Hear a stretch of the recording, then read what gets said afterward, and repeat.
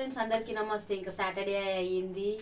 ఇంకా నాగార్జున సార్ అయితే వచ్చిండు. ఇంకా ఫస్ట్ మన రోహిణికి కంగ్రాచులేషన్స్ చెప్పిండు. ఎందుకంటే లాస్ట్ మెగా చీఫ్ అయింది ఇంట్లో.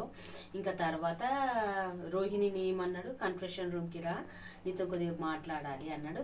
ఆమె వెంటనే విష్ణుకు కూడా పిలిచిండు.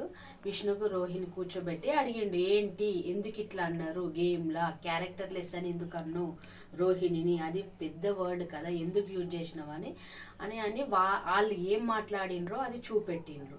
ఈమె కూడా రోహిణి కూడా కొద్దిగా నువ్వు ప్లాన్ చేసుకొని ఫస్ట్ నిఖిల్ని ట్రై చేసిన, నిఖిల్ నాకు కాలేడు, నేను మళ్ళీ పృథ్వీకి ట్రై చేస్తున్నా అని అంటే, నీది ఏమో ప్లాన్ చేసుకొని వచ్చినావు, నీ ప్లాన్ వర్కౌట్ అయింది కాబట్టే ఉన్నావు నువ్వు ఈ బిగ్ బాస్లో అని అన్నది రోహిణి.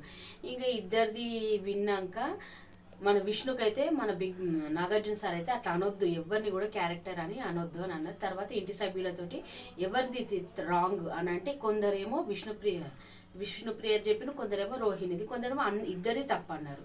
ఇద్దరిది తప్పు, ఆమె సారీ ఈమె సారీ చెప్పుకుంది. తర్వాత మన గౌతమ్ పృథ్వీకి కూడా బెదిరించిండ్రు. గౌతమ్ని చాలా అంటే చాలా అన్నాడు. నాకైతే నచ్చలేదు, ఎందుకంటే పృథ్వీకి కూడా అనాలి. యాజ్ ఇట్ ఈస్ సేమ్ ఇద్దరికి.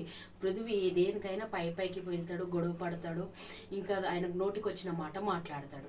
ఇంకా నవీల్ ఇట్లా అట్లా చెప్పేవారికి మన గౌతమే చాలా సీరియస్ అయిండు. షెట్టిఆర్ మొత్తాన్ని కాడికి తెచ్చుకుండు. ఇట్లా అయింది ఫ్రెండ్స్. ఇంకా సేవింగ్ నామినేషన్లు ఉండాలని సేవ్ చేసిండ్రు. సేవ్ చేస్తే ఎవరైనా దాంట్లోనైతే నిఖిల్ అయిండు.